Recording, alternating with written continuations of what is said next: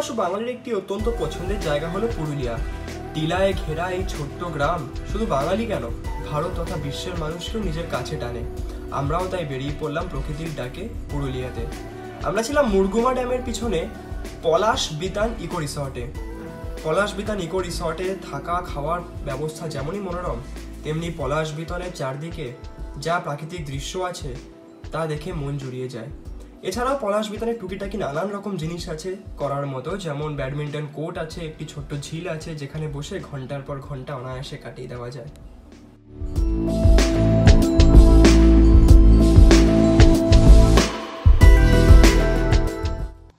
ওকে, তাহলে এখন আমরা চড়িদা গ্রামে। চড়িদা গ্রামের স্পেশালিটি হচ্ছে এখানকার মাস্ক, ছৌ নাচের মাস্ক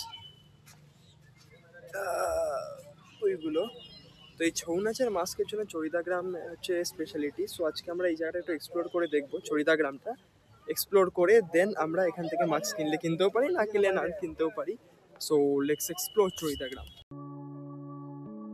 চড়িদা গ্রাম শুধুমাত্র এই মুখোশ তৈরির জন্যই জনপ্রিয়। এখানে আপনি মাইথোলজি সব ক্যারেক্টারের মুখোশ পাবেন, গৌতম বুদ্ধ, মা দুর্গা, অসুর, আরও নানান পুরাণ মতে দেবদেবী। এছাড়াও এখানকার আদিবাসীদের জীবনযাত্রা, এমনকি নৃত্য জগতের মোহিনীঅট্টমের মুখোশও আপনি এখানে পেয়ে যেতে পারেন।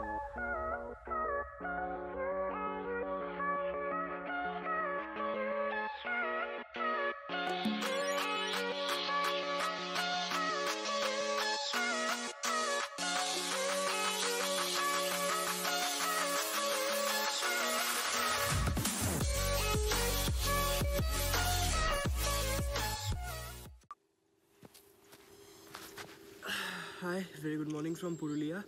কালকে আমরা যেহেতু লেটে ঢুকেছি, ওই জন্য আমরা বেশি কিছু কাল এক্সপ্লোর করতে পারিনি এক্সেপ্ট চড়িদা গ্রাম।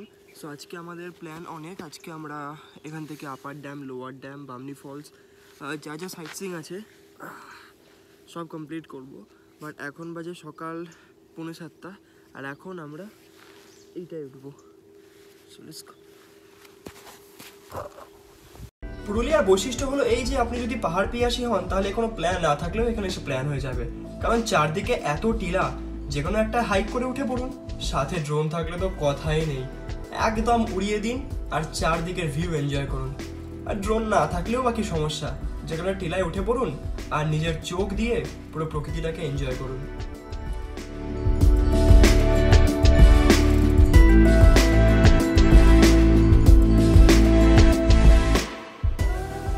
পরদিন সকালে দেরি হয়ে যাওয়ার ফলে কোনো রকমের নাকে মুখে গুজে আমরা বেরিয়ে পড়লাম সাইট সিনে।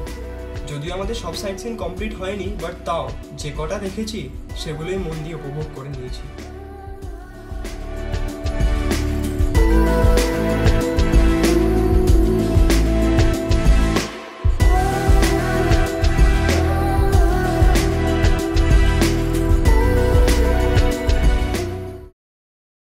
So hi from the Murguma viewpoint and the suicide point. It's a viewpoint.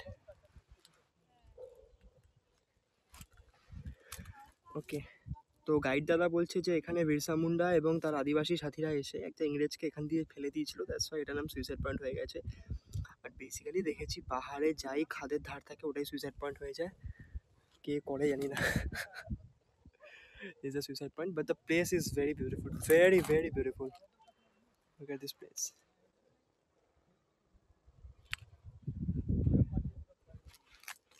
Drone uড়াই।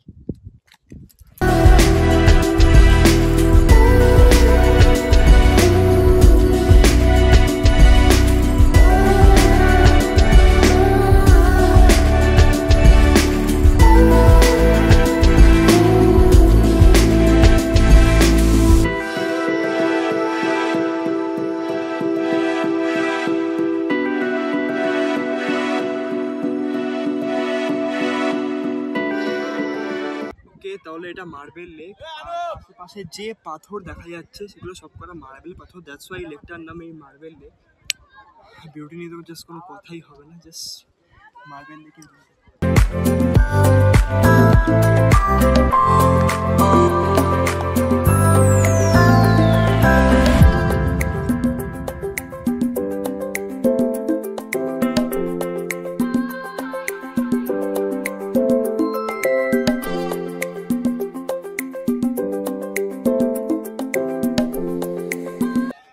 Photoshoot করার মতোই বেসিক্যালি, বাট এই জায়গাটার আলাদাই অ্যাম্বিয়েন্স আছে, মানে জাস্ট ব্ল্যাক মার্বেল ওখানে দেখতে পাচ্ছি আমি, ব্ল্যাক মার্বেল, সেখানে হোয়াইট মার্বেল যে পাথরের উপর রেখে করছি, that is also yellowish type marble. সব মার্বেলের নাম তো আমি জানি না, দ্যাটস ওয়াই নামও বলতে পারছি না, but according to the experts all are marbles way, that's why এই লেকটার নাম মার্বেল লেক। আর লেকটা কালারও পুরো পরিষ্কার একদম, যেমন কি দেখালাম। সো পুরুলিয়া এলে মাস্ট ট্যুর মার্বেল লেক। এরপর আমরা বেরিয়ে পড়লাম আমাদের পরের গন্তব্য বামনি ফলসের উদ্দেশ্যে। বামনি ফলস সম্পর্কে একটা কথা বলে রাখা দরকার, বয়স্করা যদি কেউ পুরুলিয়া ভ্রমণ করে থাকেন তাহলে বামনি ফলসে না নামাটাই বাঞ্ছনীয়, যদি আপনাদের এনার্জি সেই লেভেলের না হয় তো।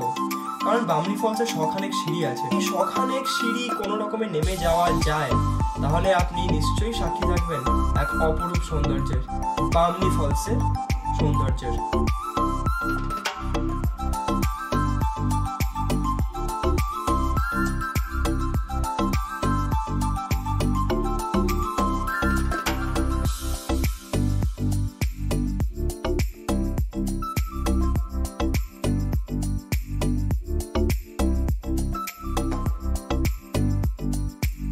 তাহলে যেই স্টেশন নিয়ে এত বিতর্ক, আমরা সেই স্টেশনের সামনে, আমার পিছনে বেগুন কোদর স্টেশন,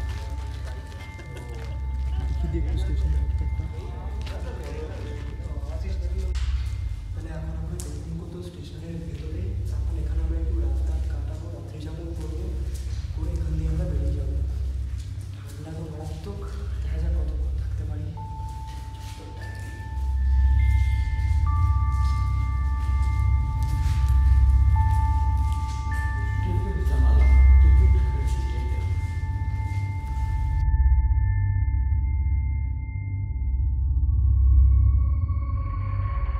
আমরা চেষ্টা করেছিলাম পুরুলিয়ার অযোধ্যা সার্কিট কমপ্লিট করার, বাট সময়ের অভাবে আমরা তা পারিনি, কারণ আমাদের হাতে সময় ছিল মোটে একদিন, যার মধ্যে আমরা আপার ড্যাম, লোয়ার ড্যাম এবং খয়রাবেড়া ড্যাম কমপ্লিট করতে পারিনি। আপনারা যদি পুরুলিয়া যান অবশ্যই এই জায়গাগুলি যাবেন। এছাড়াও পুরুলিয়া রয়েছে গড় সার্কিট, যেটার সৌন্দর্য সত্যি অবর্ণনীয়, কারণ গড় সার্কিটে রয়েছে গড়, পঞ্চগড়, পাঞ্চেত সহ অনেক দেখার জায়গা, যেগুলো অবশ্যই আমি রেকমেন্ড করবো আপনাদের ঘোরার। আজ তাহলে এখানেই শেষ করছি। লাইক, শেয়ার, সাবস্ক্রাইব এবং বেল আইকনটি প্রেস করতে ভুলবেন না, কারণ পরবর্তীকালে আরও সুন্দর সুন্দর ভ্লগ আসছে, যেটা আপনাদের কোঅপারেশন ছাড়া একদমই সম্ভব নয়। আজকে তাহলে এখানেই ইতি।